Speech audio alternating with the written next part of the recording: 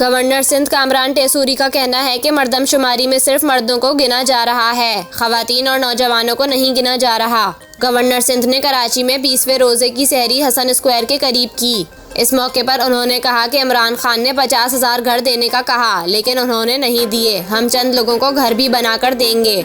Governor Sindh का कहना था कि मुझे यहाँ आकर पता लगा कि कब्रिस्तान में कब्र 70,000 रुपए देकर मिलती है। लोगों में जाएंगे तो मसाइल का पता लगेगा। रमजान के बाद भी रोजाना की बुनियाद पर लोगों के पास जाने का सिलसिला जारी रहेगा।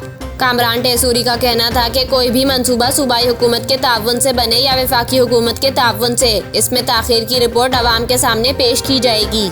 मर्दमशुमारी से मुताल्लिक बात करते हुए गवर्नर सिंध ने कहा कि मर्दमशुमारी में सिर्फ मर्दों को गिना जा रहा है, खवातीन और नौजवानों को नहीं गिना जा रहा। इस मामले पर खालिद मकबूल सिद्दीकी से गवर्नर हाउस में मुलाकात होगी, जिसमें चीफ शुमारियात भी शरीक होंगे।